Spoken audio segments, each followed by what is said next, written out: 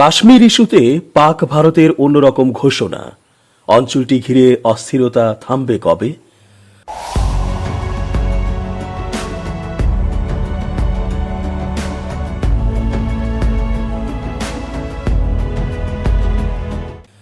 আসসালামু আলাইকুম প্রিয় দর্শক, আমন্ত্রণ আজকের আলোচনায়।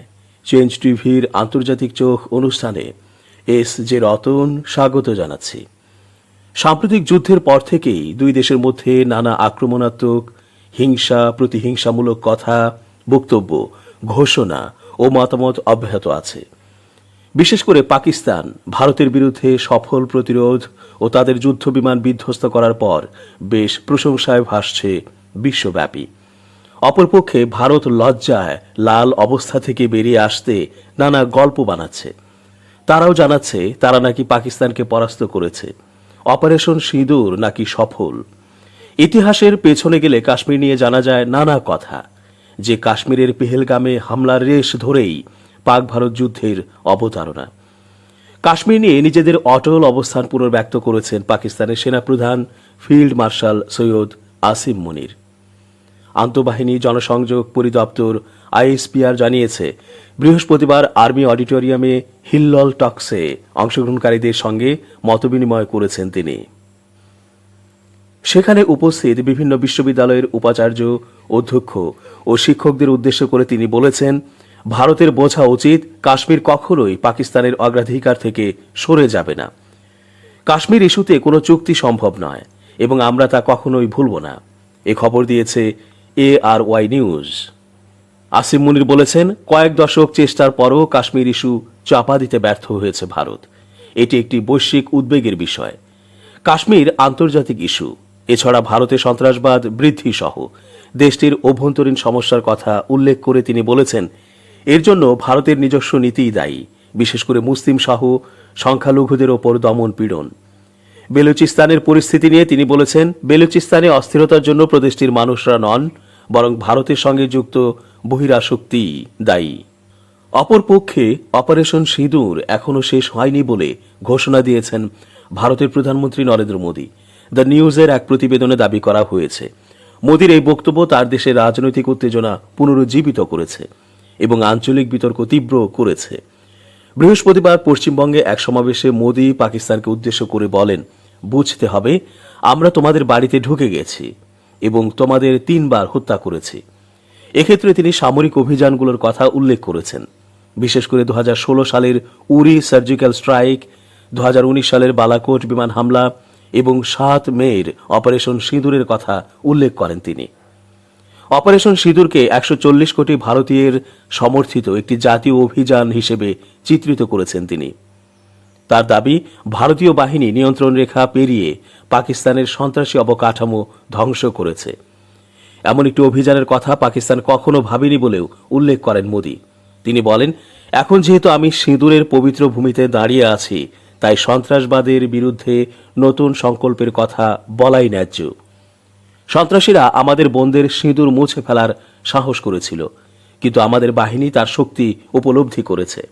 বাংলার এই মাটি থেকে আমি 140 কোটি ভারতবাসীর পক্ষ থেকে ঘোষণা করছি, অপারেশন সিঁদুর এখনও শেষ হয়নি। বাঙালি সংস্কৃতির ঐতিহ্যবাহী ধারার সঙ্গে অভিযানের মেলবন্ধন ঘটানোর চেষ্টা করেন মোদী, জানিয়ে খোদ ভারতে শুরু হয়েছে আলোচনা সমালোচনা। পশ্চিমবঙ্গের মুখ্যমন্ত্রী মমতা ব্যানার্জি এমন বক্তব্যের ঘোর বিরোধিতা করেছেন, বলেছেন রাজনৈতিক ফায়দা লুটতে সামরিক অভিযানকে হাতিয়ার করছেন মোদী, যার তীব্র নিন্দা জানিয়েছেন পশ্চিমবঙ্গের ওই নেত্রী। মমতা বলেছেন, সামরিক অভিযানের ব্র্যান্ডিং করে রাজনৈতিক হোলি খেলায় মেতে উঠেছেন প্রধানমন্ত্রী। এর মাধ্যমে মোদী জাতীয়তাবাদকে উস্কে দিতে চাচ্ছেন বলেও অভিযোগ মমতার।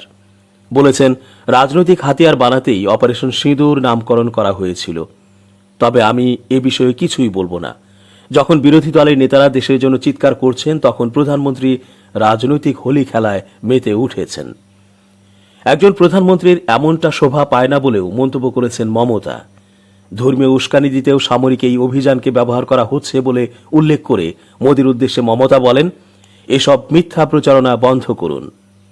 মোদী, আপনি তো কোনো নারীর স্বামী নন, আপনি কেন বিয়ে করে আপনার স্ত্রীকে সিঁদুর দিচ্ছেন না? রাষ্ট্রীয় প্রচারণার হাতিয়ার হিসেবে সিঁদুরের প্রতীকী ব্যবহারের সমালোচনা করেছেন মমতা।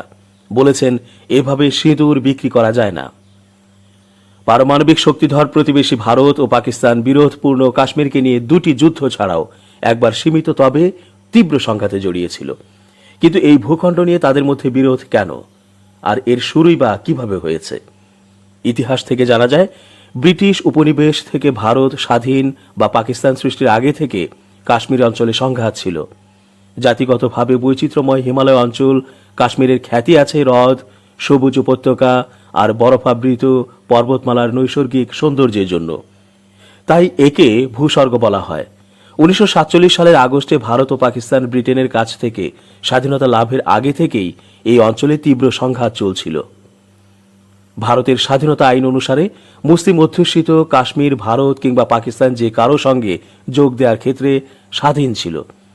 ভারতের পক্ষ থেকে বলা হয়, কাশ্মীরের তৎকালীন মহারাজা হরি সিং শুরুতে কাশ্মীরকে স্বাধীন রাখতে চাইলেও 1947 সালের অক্টোবরে পাকিস্তান থেকে আসা উপজাতিদের হামলা ঠেকাতে ভারতের সাহায্যের বিনিময়ে তিনি কাশ্মীরকে ভারতের সঙ্গে যুক্ত করার সিদ্ধান্ত নেন। কাশ্মীরকে ঘিরে যুদ্ধ শুরু হলে ভারত জাতিসংঘের হস্তক্ষেপ চায়। কাশ্মীর ভারত না পাকিস্তানের সঙ্গে যুক্ত হবে তা নির্ধারণে গণভোটের সুপারিশ করে জাতিসংঘ। কিন্তু গণভোট হওয়ার আগে অঞ্চলটিকে সামরিক নিরস্ত্রীকরণের জন্য দুটি দেশ চুক্তিতে পৌঁছাতে পারেনি। 1949 সালের জুলাইয়ে জাতিসংঘের পরামর্শ অনুযায়ী ভারত ও পাকিস্তান তাদের দখলে রাখা কাশ্মীরের অংশ নিয়ে যুদ্ধবিরতি রেখা টানার চুক্তিতে সই করে। ফলে কাশ্মীর দুই ভাগে বিভক্ত হয়ে যায়। কাশ্মীরকে ঘিরে দেশ দুটির দ্বিতীয় যুদ্ধ হয় 1965 সালে। এরপর 1999 সালে ভারত ও পাকিস্তান বাহিনী আরেকটি সংক্ষিপ্ত কিন্তু তীব্র সংঘর্ষে লিপ্ত হয়। এর মধ্যে ভারত ও পাকিস্তান নিজেদের পারমাণবিক শক্তিধর দেশ হিসেবে ঘোষণা করে। আজও দিল্লি ও ইসলামাবাদ পুরো কাশ্মীরকে নিজেদের বলে দাবি করে, যদিও তারা নিয়ন্ত্রণ করে এর অংশ বিশেষ। কাশ্মীরের ভারত নিয়ন্ত্রিত অংশ আসলে কার অধীনে থাকা উচিত তা নিয়ে মতভেদ গভীর ও তীব্র। অনেকেই ভারতের শাসন মানতে চান না, কেউ চান স্বাধীনতা, কেউ চান পাকিস্তানের সঙ্গে যুক্ত হতে। ধর্ম একটা বড় কারণ। জম্মু কাশ্মীর ভারতের একমাত্র মুসলিম সংখ্যাগরিষ্ঠ রাজ্য। সেখানে মুসলিমদের সংখ্যা ছিল 70% ওপর। এখন তা কমে 60%-এরও কাছাকাছি। 1989 সাল থেকে অঞ্চলটিতে ভারতীয় শাসনের বিরুদ্ধে সশস্ত্র আন্দোলন চলছে। এতে বহু মানুষ প্রাণ হারিয়েছেন। কাশ্মীরে সশস্ত্র আন্দোলনে জড়িতদের জঙ্গি আখ্যা দেয় ভারত। ভারত দীর্ঘদিন ধরে তাদের মদদ দেওয়ার অভিযোগ করে আসছে পাকিস্তানের বিরুদ্ধে, যদিও ইসলামাবাদ তা অস্বীকার করে। 2019 সালে দিল্লির কেন্দ্রীয় সরকার কঠোর নিরাপত্তার মধ্য দিয়ে ভারত শাসিত কাশ্মীরের বিশেষ স্বায়ত্তশাসনের মর্যাদা বাতিল করে। বিশেষ মর্যাদা বাতিলের পর কয়েক বছর ধরে অঞ্চলটিতে পর্যটক আসা বেড়ে যায়। 2016 সালে জম্মু কাশ্মীরের উরিতে 19 ভারতীয় সেনা নিহতের ঘটনায় নিয়ন্ত্রণ রেখা পেরিয়ে সার্জিক্যাল স্ট্রাইক চালায় ভারত। দিল্লির দাবি, সন্দেহভাজন জঙ্গি আস্তানা লক্ষ্য করে হামলা চালানো হয়েছে। 2019 সালে সেখানকার পুলওয়ামায় বোমা হামলায় 40 জনেরও বেশি ভারতীয় আধা সামরিক সদস্য নিহত হওয়ার ঘটনায় ভারতীয় বিমান বাহিনী পাকিস্তানের খাইবার পাখতুনখোয়া প্রদেশের বালাকোটে বিমান হামলা চালায়। 1971 সালের পর পাকিস্তানের ভেতরে সেটিই ছিল ভারতের প্রথম হামলা। এর ফলে পাল্টা হামলা ও সীমিত পরিসরে বিমান যুদ্ধ শুরু হয়। কয়েক বছর পরিস্থিতি শান্ত থাকার পর 2025 সালের এপ্রিলে আবার উত্তেজনা ছড়িয়ে পড়ে। তখন ভারত শাসিত কাশ্মীরের পর্যটন সমৃদ্ধ পেহেলগামে সশস্ত্র হামলায় 26 জন নিহত হয়। গত 2 দশকে বেসামরিক ব্যক্তিদের ওপর এটিই ছিল সবচেয়ে প্রাণঘাতী হামলা। এই ঘটনার 2 সপ্তাহ পর ভারত চিরবৈরী পাকিস্তান ও পাকিস্তান নিয়ন্ত্রিত কাশ্মীরকে লক্ষ্য করে ক্ষেপণাস্ত্র হামলা চালায়, যা নতুন করে উত্তেজনা বাড়িয়ে দেয়। এই ঘটনায় বিশ্বজুড়ে উদ্বেগ ও 2 দেশকে সংযমের আহ্বান জানায় জাতিসংঘ সহ বিশ্ব নেতারা। বিশ্বের সবচেয়ে সামরিকায়িত অঞ্চলগুলোর একটি কাশ্মীর। 2003 সালে ভারত ও পাকিস্তান যুদ্ধবিরতিতে সম্মত হয়েছিল। 2014 সালে ভারতের প্রধানমন্ত্রী নরেন্দ্র মোদী পাকিস্তানের বিরুদ্ধে কঠোর অবস্থান নেয়ার প্রতিশ্রুতি দিয়ে ক্ষমতায় আসেন। অন্যদিকে শান্তি আলোচনাতেও আগ্রহ দেখান। দিল্লিতে মোদীর শপথ অনুষ্ঠানে যোগ দিয়েছিলেন পাকিস্তানের তৎকালীন প্রধানমন্ত্রী নওয়াজ শরীফ। কিন্তু 1 বছর পর ভারতের উত্তরাঞ্চলীয় পাঞ্জাব রাজ্যের পাঠানকোট বিমান ঘাঁটিতে হামলার জন্য পাকিস্তান ভিত্তিক সশস্ত্র গোষ্ঠীগুলোকে দায়ী করে ভারত। এরপর 2017 সালে আঞ্চলিক শীর্ষ সম্মেলনের জন্য পাকিস্তানের রাজধানী ইসলামাবাদে নির্ধারিত সফর বাতিল করেন মোদি। এরপর থেকে দুই প্রতিবেশীর মধ্যে আলোচনার ক্ষেত্রে তেমন অগ্রগতি হয়নি। দর্শক, আজ এ পর্যন্তই। শুভকামনা। change tv.press এক ফোঁটা হলুদও নেই।